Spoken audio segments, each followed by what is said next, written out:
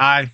Today we're talking about a fundamental, foundational managerial behavior and decision-making process that we have to deploy as people of influence within an organization. We're talking about ethics, moral decisions, and certain fringes that can be violated because something isn't necessarily illegal, but it might be unethical or immoral. In the beginning of my career, I really thought that most people were going to do the right thing because they just were good people and that ethical standards were sort of similar for everyone to live by. So not only did I experience a rude awakening with some of the people that worked on my team, but I also experienced it within myself. I sometimes made the wrong decisions, made unethical, immoral decisions. And looking back on it, I wish I had done something better. And then another aspect of it is when I started making high level decisions. And when I fell under the authority of somebody else that was not ethical, was not morally sound, and was asking me to do things like terminate staff members for personal vendettas that he had against a particular person, but for no other justification, I had to step up and make difficult decisions when my career and my leadership was on the line. So hopefully you take this conversation seriously. Hopefully you learn something from the examples and some of the explanations of the concepts, and manage and lead well. Go be the leaders that you've always wanted to have lead you. All right, enjoy. Today, we are going to discuss a great topic today. It's managerial ethics. And this is sort of the fringe in between ethics and legality and morals and foundational principles that we, as managers and as leaders, need to get clear on before we step into a position of authority and a position of influence. So, one thing that I know for sure that as we progress through this journey of becoming managers and leaders, and certainly as we step into the role more formidably, and we have to make decisions, that there will be a time where we have to decide to do the right thing regardless of what it costs us. So, amongst these micro decisions that are made throughout the day on how we treat people, how we steward the resources of an organization, how we move forward to achieve our goals, there is going to be a fringe that could question our morals, our ethics, and certainly could potentially lead us to breaking the law in some way or another. So, we're going to define some of these differences. We're going to talk about really how do we define ethics? How do we bring morality into these conversations? And how do we do it from a scientific perspective with trying to leave most of our presuppositions or some of our own biases aside and just look at it from a strictly or try to look at this difficult subject from a scientific, pragmatic standpoint. Pragmatic is when you implement something in action, what does it look like over time? So, what's the utility of making these decisions? So, that's kind of where we're going to start. There's a lot to that, but let's get started. One of my favorite quotes is from Albert Einstein. He once said, "The world is a dangerous place, not because of those who do evil, but because of those who look on and do nothing." Do you agree or do you disagree? What this quote is telling me is that sort of there's Viktor Frankl said there's two different types of people. There's the decent and the indecent. And the naivety that I once possessed of that people inherently want to do good can be a naive stance because a lot of people don't really, they might say that, they might espouse that explicitly, but they don't act that out. And that's a problem. So when they don't act morally or ethically sound, according to the principles that we live by, according to some of the standards that we set, what do we do about it? What does that look like? Do we fall in line or do we step up? Do we say something and do we take action to ensure that those kinds of behaviors don't happen again? Difficult question. Here's some other questions to kind of self assess as to where you're at in this conversation about morals and ethics. Okay, so we want to think about these questions from two perspectives. Is it mostly true about us or is it mostly false about us? Question one is I can clearly state the principles and values that guide my actions. Is that mostly true or mostly false?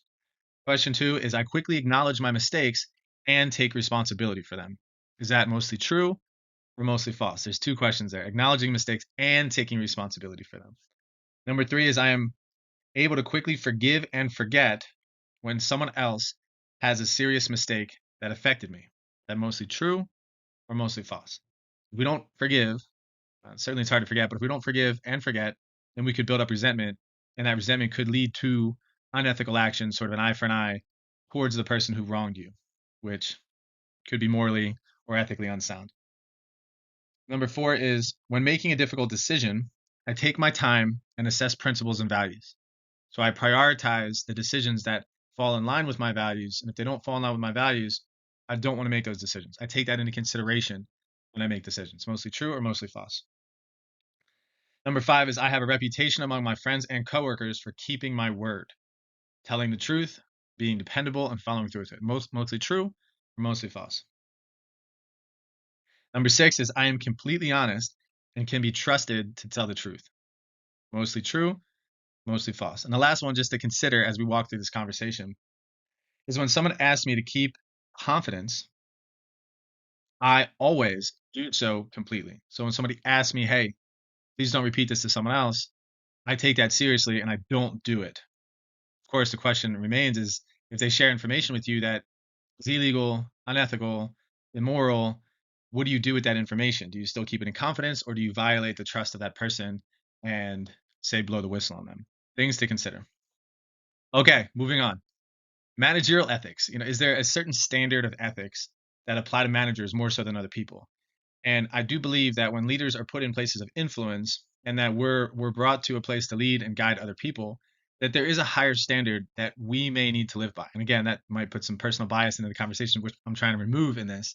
But I think you can relate that ethics is really a code of moral principles and values that govern the behaviors of a person or group with respect to what is right or wrong. So if a manager isn't abiding by a certain code of moral principles, and walking out principles that may not fall in line with the code of the organization or society, what that looks like, other people will follow because of their position of influence.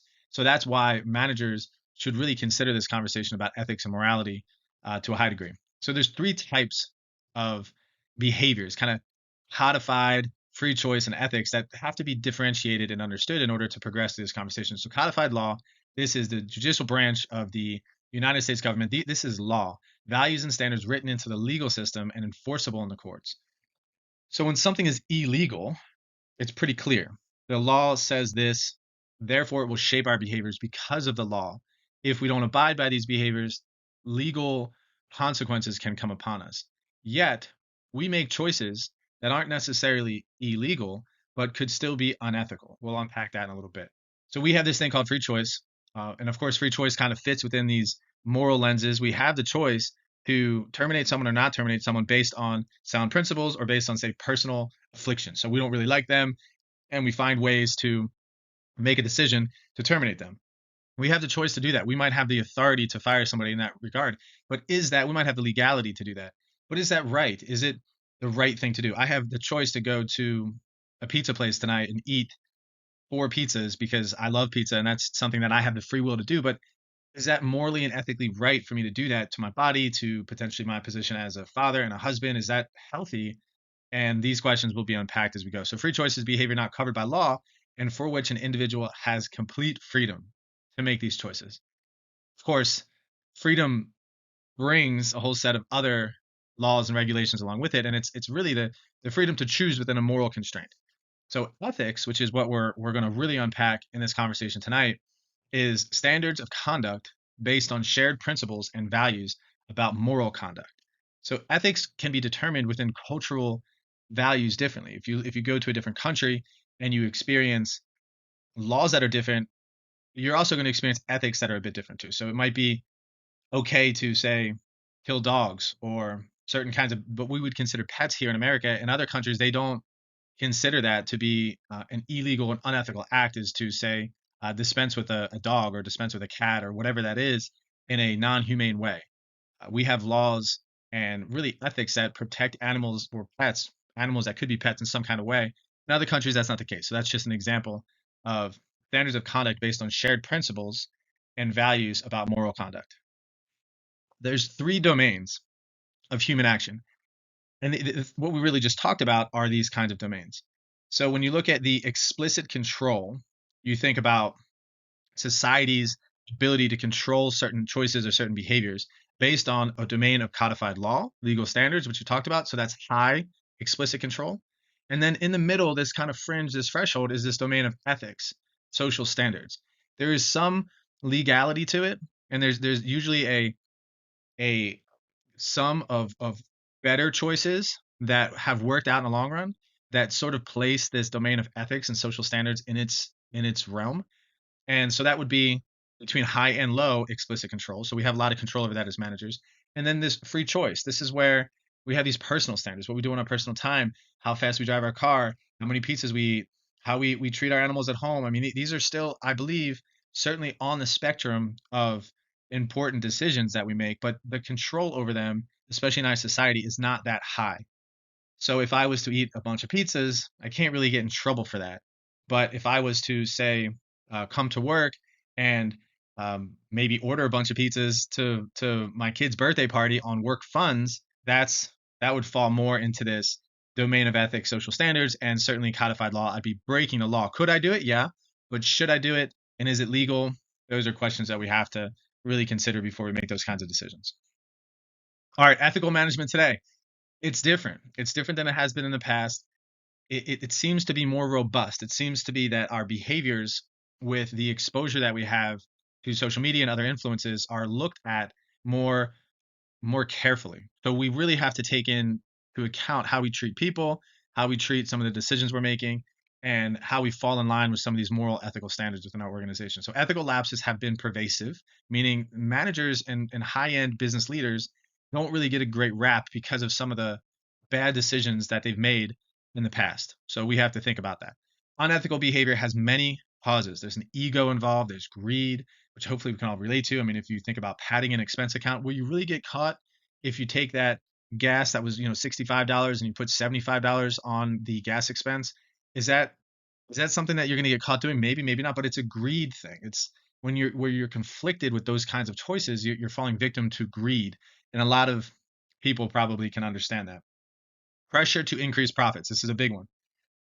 I often consult in a performance-based consulting format, and it's a lot. It has a lot to do with performance. So, in order to achieve certain standards for shareholders and increase shareholder value, performance is a big deal. Goal setting is a big deal.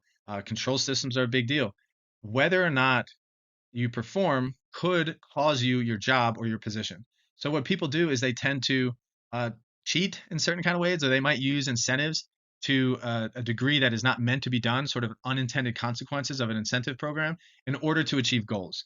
And that is really pressure to increase profits. And if we as managers, if we think about it from the perspective of, okay, we're in a managerial position and everybody really works for us. So we're going to set these standards on them. And based on the standards we set, that's going to kind of dictate some of their behaviors within an organization. And then we think about it, all right, we have bosses, we may be a middle manager, and they have standards on us. So if they place certain standards on us that might be undue or difficult to manage, then we're going to pass that along to the people that work for us.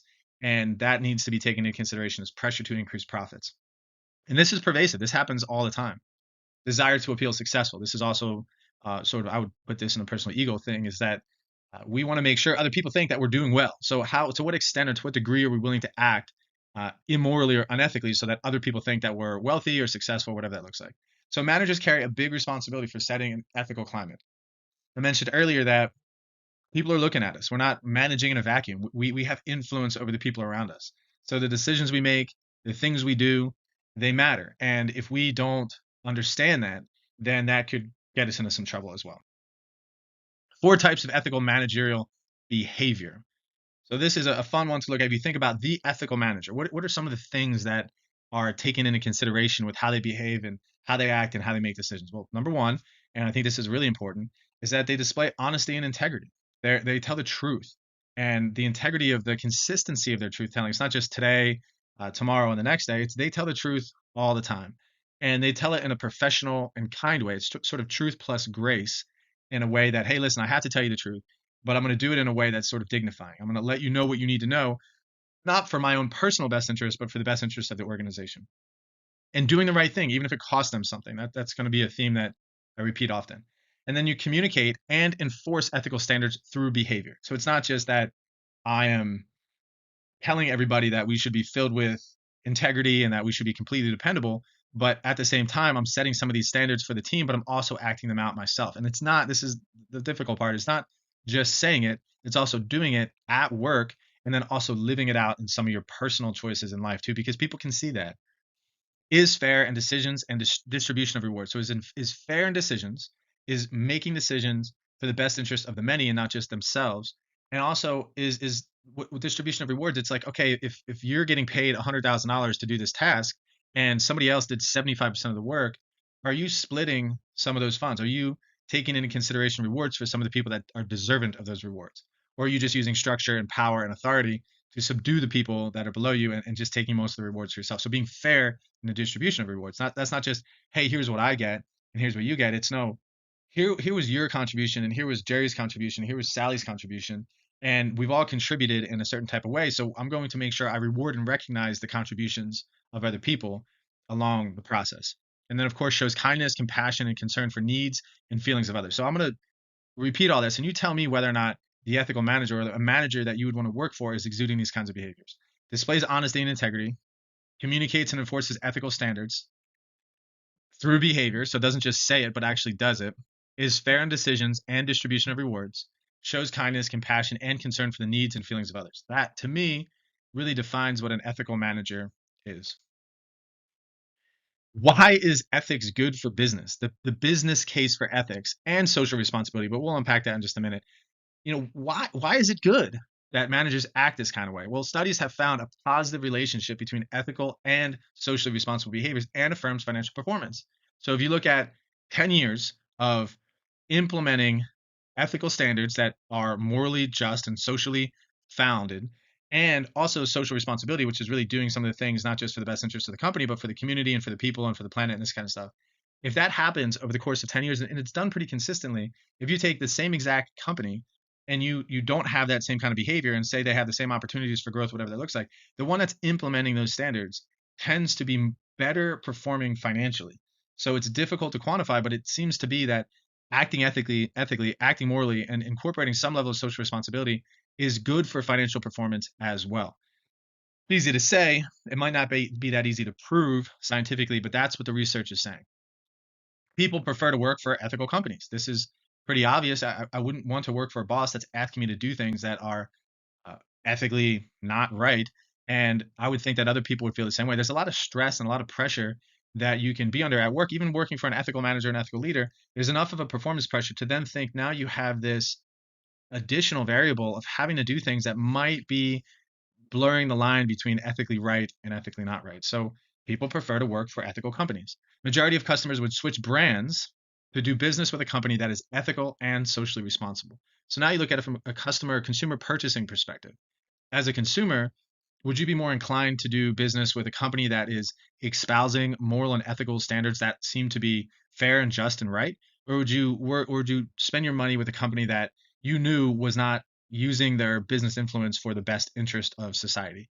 So, for example, you have organizations like Starbucks who really does a great job with their supply chain and their distribution channel and treats their downward supply chain, some of the farmers and coffee bean growers, they treat them well and they pay them well, as opposed to, let's say, Nike in the 1990s that were using sweatshops and they were producing materials and goods in a fashion that was really not a very humane way to do it. So if you knew that about Nike and you knew that about Starbucks, and I know these are two different products, but if you had to buy shoes, would you buy them from Nike? Question mark. And then of course, if you had to buy coffee, would you be more interested in buying coffee from Starbucks because you knew what they were doing was just and sound versus what Nike's doing, not very just and sound and inhumane in some ways. So that's from a consumer purchasing perspective. Another business case for ethics and social responsibility is high costs are associated with ethical breakdowns, meaning if there is a major ethical breakdown, if there's touting the numbers or inflating the numbers, or if somebody was caught doing something illegal, there's fines and penalties and potential lawsuits, and certainly a deflation of brand loyalty if that's the case as well. So there's costs associated with not behaving ethically and morally sound. Customers who feel angry and betrayed, certainly. I went to AT&T yesterday to buy a new iPhone because I thought that my existing iPhone was broken and because it was stuck on the Apple logo. And when I went there, they were clearly incentivized to sell me a new phone. They had no interest in trying to fix my iPhone. So of course, I purchased a brand new 15 Pro Max phone from them, which is very expensive. They wouldn't take my phone as a trade-in, and they basically and they said it was worth nothing. Then they said it was worth, okay, we'll give you $350. And the reality is my phone wasn't broken. I just needed to update the software and do it through my laptop. I fixed my phone, and I looked online to see how much the phone trade-in value is, and it's like a $700 trade-in value. So they were kind of taking advantage of me in some way or another, and I feel betrayed because I've been with AT&T for quite some time. So that's a incident where maybe they're pushing sales goals, or their interest is not really in the best interest of the customer's needs. And when a customer figures that out, which if you have some sense about you, you might be able to figure that out. And then what then? So that's kind of another dilemma. So, all right, what is it tangibly throughout the days that us as managers that we have to think about when we're confronted with ethical dilemmas? So these are situations concerning right or wrong when values are in conflict. So a value that's in conflict, it's like, okay, performance is a value versus honesty is a value. So if we want to show that we're performing well, there's a way in which we can show that we're performing well, but it might not be really honest. So that's an ethical dilemma. Right and wrong cannot be clearly defined. Ethical issues can be especially complex because let's just say that you found out some information about, say, your CEO of a company. You found out information about your boss, who's the CEO of the company, that could potentially create a wave of negative impact throughout the organization. So, do you go ahead and tell everybody about this information that you found out about the CEO, which is the truth, and they have the right to know? But what could happen is that the share price might drop.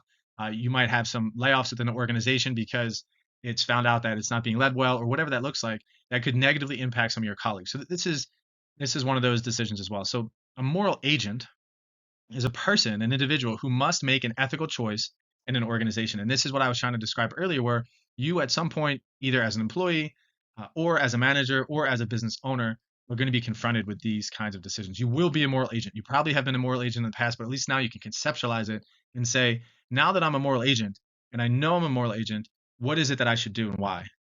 So here are some approaches to consider when making these ethical decisions as a moral agent. And these approaches vary, and it's based on worldviews, and it's based on the way you were raised, and certainly some of your values and how you feel about well, individualism versus collectivism, and how you feel about the group versus the individual benefit. So here we go. Utilitarian approach. This is moral behavior that produces the greatest good for the greatest number of people. So if you were to have to make a decision about that CEO example I just told you, the utilitarian approach would probably say that I shouldn't say anything because this could negatively impact a large group of people. And so, really, you're looking after the flock. You're ensuring that your values are looking at the best interest of the group, the collective group goals. So that's one way of looking at making these decisions from a utilitarian approach. So let me see if I can give another example. It's probably wise when you go on vacation to shut off your water in your house. And it's not just so that if you live in a condo or say an apartment building, because you want to make the best decision for yourself, but you're also thinking about your neighbors, the people that live below you. So it's a good decision to make.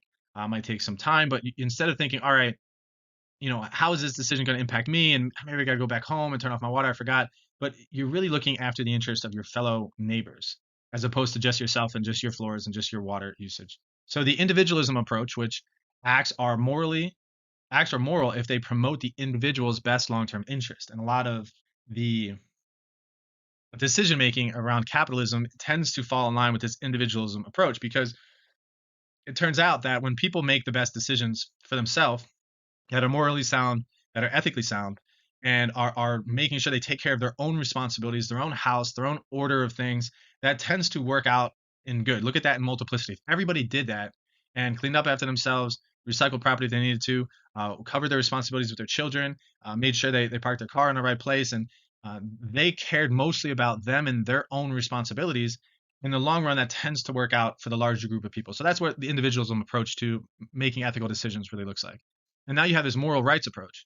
Humans have fundamental rights and liberties that cannot be taken away by an individual's decision. So if I have the right not to, let's just say, free speech or the right of privacy, not having people look at me if I'm doing something that is in my own home, the right to property rights. So these are moral rights as a human, a dignified human being, possibly stripping me away from my right to speak, my right to read, my right to uh, get educated, or my right to call what is rightfully mine, meaning from a cash perspective, from a if I bought something, I can claim this as mine. And if someone's took that from me, it's my moral right to own that. So I have to do something about it. So these are fundamental human rights that are difficult to strip away from people, the dignity of human beings. And again, if you look at different cultures approach this subject differently.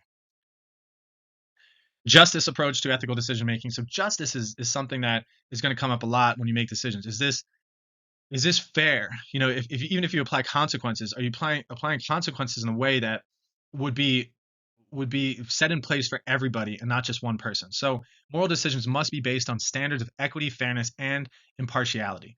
So our legal system doesn't take into account skin color or age if you're above the age of 18. It really shouldn't, because it doesn't matter. What matters is that the crime that was committed needs to have fairness, equity, and impartiality to it. So just because you may know somebody, a lot of times they have jurors that could potentially infringe upon this. They have a bias, or they have a personal relationship with the defendant or even the plaintiff. And with that, because they wouldn't have the right lens to look at the situation through, they take them off the jury because of this justice approach. It wouldn't be right. It wouldn't be fair, because they have some sort of bias or personal relationship or agenda involved with administering the punishment of law. So we have distributive justice, procedural justice, and compensatory justice. So distributive justice is different treatment of people cannot be based on arbitrary characteristics. So distributive justice, arbitrary characteristics, age, gender, race, ethnicity, religion associated. These are things that shouldn't really be taken into consideration when you're distributing justice. We talked about that through the legal system.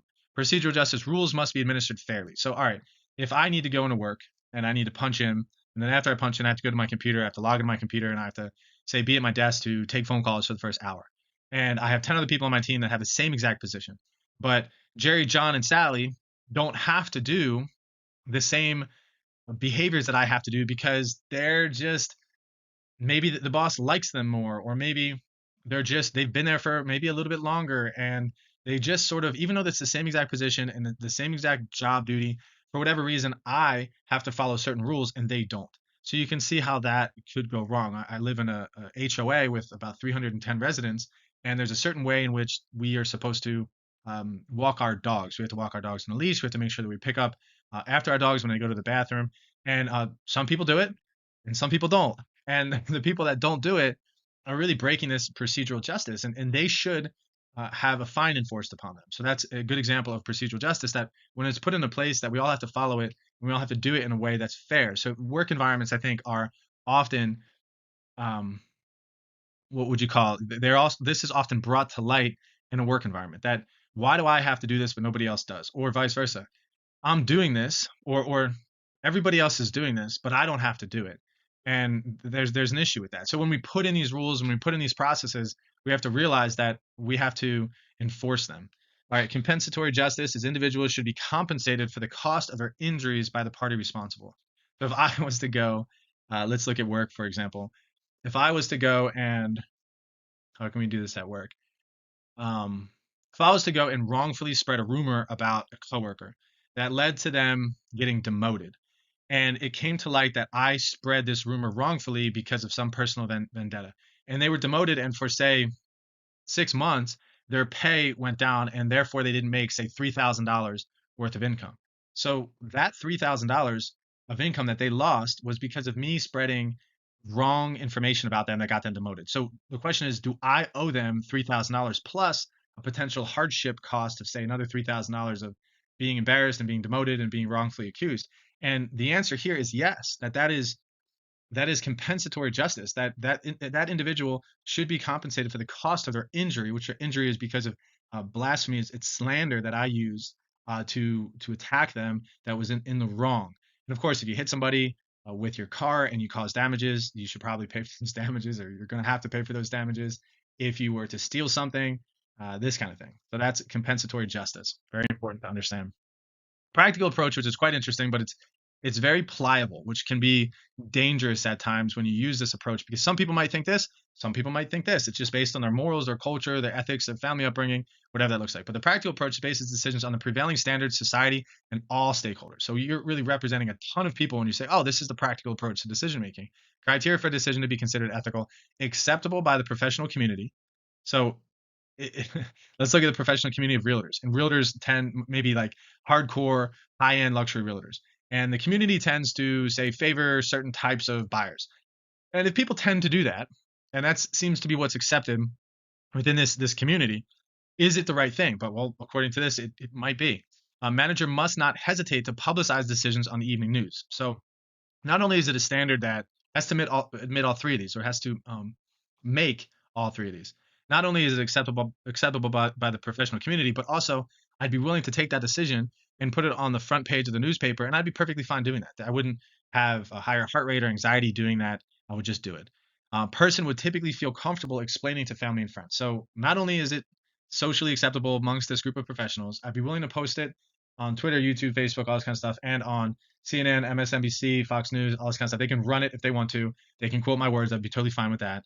And in addition to that, I can tell this to my friends and family and community members, and they will think the same. So this is the practical standard of making this decision as opposed to this decision. You know, taking my dog to the kennel and giving her up for adoption. Um, yeah, maybe that's the right thing to do, but the reality is, why did I do it? And is it just because I didn't want to take care of my dog anymore, or is it um, because I couldn't afford my dog and I had too many kids and we just really physically could not care for this dog, and the dog would probably be better off in another home. So those are, I guess, just an example of running that through. So managers' ethical choices. This is now where we get down to choice. Individuals bring their own personality, traits to the organization. So prior to joining a company, we have conscientiousness, high or low, introversion or extroversion, high or low, neuroticism, are we highly emotional, are we highly or not as emotional, openness to experience, and the other one would be agreeableness. So these are personality traits that we all bring to these decisions, and also our past experiences and organizational culture. These all play effects in the managerial choices. Personal needs, family influence, and religious background shape individuals' value systems. So even when I give this conversation here, I have to take into consideration my own personal biases and values and trying to remove that as much as possible and just deliver facts. But that's very hard because people can see your nonverbals. Sometimes people can tell whether or not you're lying, or they can see that this is uncomfortable to share this information without telling you the truth, without just coming out with it. So these are some things to take into consideration when people actually make these decisions in real life. Personality characteristics such as ego, self confidence, and independence may enable managers to make ethical choices in the face of outside pressures. Here's another one, too. You see a lot of movie setups like this. But when people are not financially independent and they're in debt and they've made maybe some bad financial choices in the past. So now they're primary breadwinner for their family and they're at work. And the boss tells them to do something possibly unethical, or that they'll lose their job. So now you're in a very difficult situation because you might not have independence. You're sort of subordinated to this job, and it's going to be very difficult for you to make the right decision because if you don't do it, if you don't do what this manager is asking you to do, you could potentially lose your job. So you're sort of stuck in between a rock and a hard place in a way. But I guess the moral of that is to ensure that you're not in that position, and even if you were in that position, that you would still do the right thing. So this is a fascinating one. It's about personal moral development. So level one is called pre-conventional. Okay, so here you are, you're moving out through your managerial journey, and you're following rules simply just to avoid punishment. You're doing what you're told so that you don't get punished. It's negative reinforcement.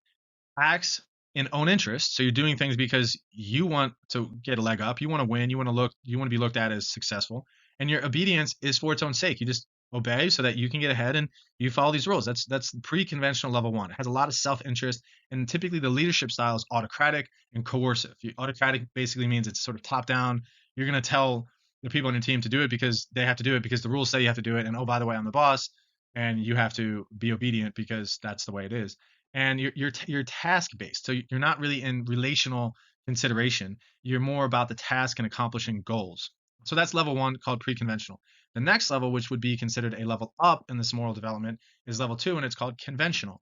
It lives up to the expectations of others, fulfills duties and obligations of social system, upholds laws. So not only are you doing the former, that you're following the rules, but in addition to that, you're living up to expectations of others. So other people are going to put pressures on you to behave and to act in a certain kind of way. And based on your judgment of those people, you really want to do the right thing for them, especially if you're in a managerial position. So this is societal expectations, guiding, encouraging team-oriented type of leadership style, and work group collaboration. So these are people that make decisions with input and insight from other people on the team and not just on their own accord or in their own fruitful, authoritative way. So again, that's level two. It's a conventional style of moral development. Level three, post-conventional. This is as far as we can get with this particular graphic, and this is follows self-chosen principles of justice and right. Aware that people hold different values and seeks creative solutions to ethical dilemmas, balances concerns for individual with concern for common good. So definitely does the right thing for themselves and takes care of their responsibilities, but also understands that their decisions and their actions are going to impact others and is really looking out for the common interest of others as well, as themselves. This is internal values have been developed, have been matured, probably have been tested in the past, and this is internal conviction. And this type of leader is going to be transforming or servant leadership style. And the employee behavior of the people who work for this leader are going to be empowered employees and have full participation in the organization. So, level one, pre conventional leadership style, autocratic and coercive. And then their employee behaviors are really just going to want to accomplish tasks. Level two, now you're getting to a leadership style of guiding, encouraging, and team oriented. And the employee behaviors are going to be work group collaboration. So they're going to work together in their groups to achieve goals. And then the level three, which is post conventional, this is a transforming leader or a servant leader that's there not just for their own personal agenda, but for the best interest of the collective group as well. And this is the type of leader that's going to empower employees and encourage full participation in some of the decision making within the organization. This is a great one. Givers versus takers. I think it was Adam Grant who wrote a book about this. And managers who use servant leadership focus on needs of followers and encourage others to think for themselves. This is a giving mentality. Giving cultures in which people help one another, they really lead to greater sharing of information, people that are collaborating and not just competing, and tend to be the most effective organizations. Collaborating leads to win-win, as opposed to, like, say, avoiding conflict or say competing in a way, or potentially um, there's collaboration and then there's sort of giving in to the other person's requests. So you're just accepting. You're just saying, okay, fine, no problem. That doesn't really lead to great things. But collaboration is the best. The giving cultures, people who have a giving mentality, are really the types of leaders that tend to benefit in these types of organizations, as opposed to just takers. These are people that relentlessly drive performance so that they look good, so that they can make more money, and they're taking from the organization as opposed to giving to the organization. Harvard study showed that single biggest predictor of a team's effectiveness was the amount of help and support members gave one another. I did a research study on organizational citizenship behavior, and it's these discretionary behaviors that a person does not because they have to, but because they want to. And this organizational citizenship behavior, in my opinion, is, again, trying to take opinions out of it, but it tends to be a quintessential organizational behavior characteristic that ultimately leads to organizational performance. It's a good thing, and that would be a giving organization. So now we're moving to corporate social responsibility, which is also termed CSR, which is management's obligation to make choices and take action that will contribute to the welfare and interests of society, not just the organization. This tends to be a contentious conversation because there is a school of thought that is very prudent and wise and well established that organizations, for-profit entities, are really meant to increase shareholder value, and that's it. There shouldn't be much more to that. So once they increase shareholder values, the shareholders can reap the benefits of that, and then they can give back to society as they wish. And certainly the employees of the organization are benefiting as well because they stay employed and they keep getting their benefits and this kind of stuff. But versus the obligation to make choices, to take actions that will contribute to the welfare and interests of society, that's a little bit different of a mindset. So how companies perform along environmental, social, and governance dimensions. So are they recycling? Are they participating in their community's development? Are they more interested in not just paying their employees, but in the wellness of their employees and the well-being of their employees, this kind of stuff. So managers often face trade-offs between the firm's financial performance. Are we going to not do that initiative because that could hurt our bottom line, versus the performance of the ESG type dimensions? Are we going to do that because it's the right thing to do regardless of our financial performance? It's a difficult decision to make as a manager, and that's why it's somewhat controversial, because sometimes laws are being pushed to these organizations to make them do it, even though some people might disagree that that's not what an organization is for. Corporate purpose, it's stakeholders. So stakeholders is more than shareholders. It's the people that the organization impacts outside of just the owners of the organization. So stakeholders, any person or group within or outside the organization that has an investment or interest in the organization's performance. So this is a lot of different people that really are stakeholders of an organization. Small, medium, large, all companies that are established and operating tend to have stakeholders as well. So stakeholder mapping is a systematic way to identify the expectations, needs, importance, and power of the stakeholders. And all the stakeholders criteria are different. Here's a quick map of different types of stakeholders. So you got a company, its customers are the beneficiaries at times, or also the negative beneficiaries, the, let's say, victims of bad decisions by a corporation. Same with the employees. They could be a beneficiary, or they could be a victim, or they could suffer a unconstructive or destructive things that the company does. The employee can be the subject to that. And same with shareholders, communities, and suppliers. So our decisions as managers within these corporations don't just affect us and our team, they affect a multitude of different people. And that's why this corporate social responsibility topic is being brought up. There's a big movement towards green. I'm sure you've heard it. Obviously, the mandatory electric vehicles and other things that have to do with efficient energy usage are trickling down from a political perspective. And what does that mean for us as managers? What does this green movement really mean? And this green movement has been happening since the time I graduated from college and started working in commercial real estate. They were talking about these LED certifications, and it's been around for a while, and it just seems to be really taking a full effect in some of these decisions within organizations. So it's driving forces and efforts to preserve the environment, the natural environment, shift in social attitudes towards carbon consumption and towards other ways that we're using energy in an inefficient and destructive manner within the environment, the natural environment that is. That's the planet Earth, the water, the oceans, the trees, the plants, this kind of stuff. Influence of social media and the internet certainly has driven this. Greenwashing is really when an organization says a company tries to portray itself as a more environmentally minded than it actually is. And I think there was Volkswagen was a victim of this. They would say that they're putting certain things within their car that are environmentally conscious, which tends to be a little bit more expensive, so that people would buy the car. And it turned out that that's not the case. They didn't. They were saying that they were doing it, but they weren't actually doing it. So they were leveraging the brand of being environmentally conscious in order to perform, which, as we talked about, is maybe illegal. It might be legal, but is it ethical? Is it moral? Probably not. Sustainability and the triple bottom line. So I like this triple bottom line. It starts to get interesting, but I think it's a simple way. Again, I shouldn't put that bias out there, but the simple way to really espouse on the fact that these companies are impacting more than just the shareholders, and you know that can be debatable, but as these companies grow, their influence grows and it matters. So sustainability, ability to generate wealth with environmental responsibility and social stewardship, thereby meeting the current and future needs of stakeholders while preserving the environment and society.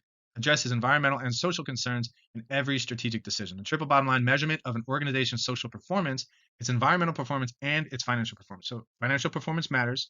I really love the social performance, how they treat people within the community, within the company, and its natural environment performance, its impact on the environment. And sometimes these organizations can have a net positive impact on the environment. Often, a lot of companies have a net negative impact on the environment. So they score you not just on how much money you're making, they score you on your social performance and your environmental performance as well. Sometimes called the three P's: people, planet, and profit. I like people. The planet thing can get very subjective. It can get very messy and nuanced because certain people have certain opinions, certain people don't. Culture plays a role. We talked a lot about this in the utilitarian versus individualist versus moral grounding of making these ethical decisions. Is it moral? Am I caring about myself? If you're caring about yourself and you're doing the right thing by yourself, I'm not sure how important inflicting environmental control on an organization is, but that's for you to decide. Sustainability and the triple bottom line. People measures social performance, treatment of employees, fair labor practices.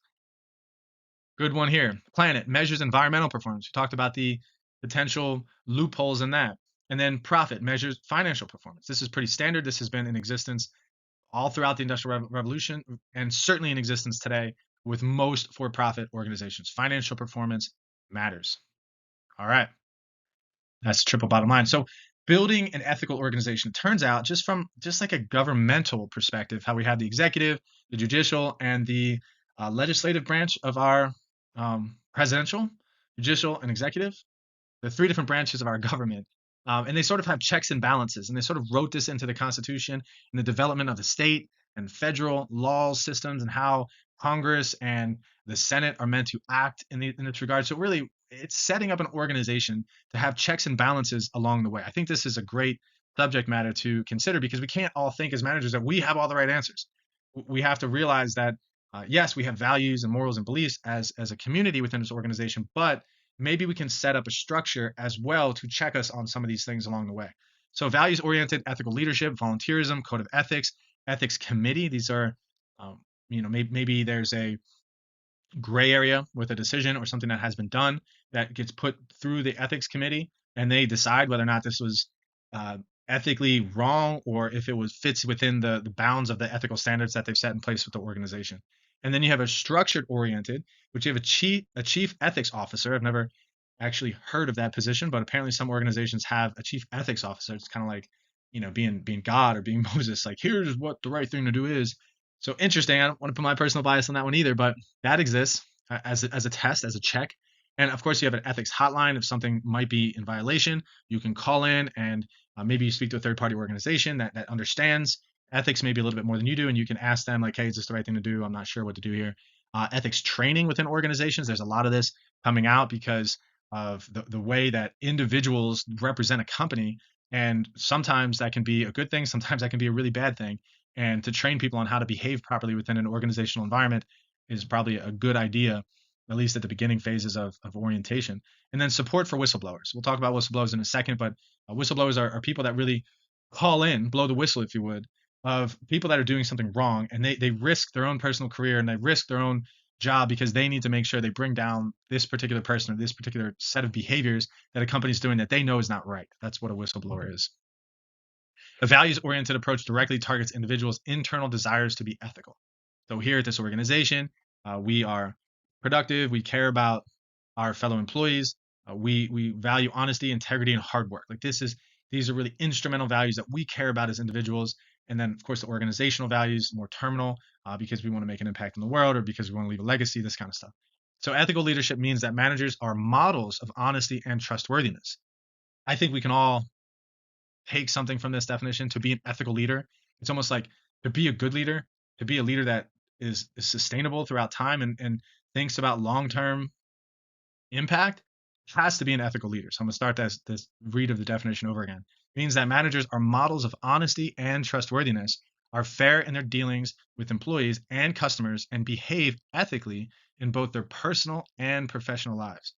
Boom. That's what we're striving for. Hopefully, this presentation with the multiple different definitions and these different stories and scenarios are leading you to this conclusion that it's probably good to be an ethical leader or an ethical manager. Volunteerism, actively giving time and skills to a volunteer or charitable organizations as a volunteer is probably meant to say. So organizations can have these code of ethics as well. So when you think about that was the values approach, now you kind of move towards a structured way of doing things ethically within an organization. A formal statement of a company's values concerning ethics and social issues. We had in our organization when people were onboarded, we sort of had a pledge on how we treat one another, how we serve customers, and some of the standards in which that we expect one to behave within this environment. I would consider that to be a code of ethics. Principle-based statements define fundamental values, company responsibilities, quality of products, and treatment of employees. Policy-based statements outline the procedures to be used in specific ethical situations.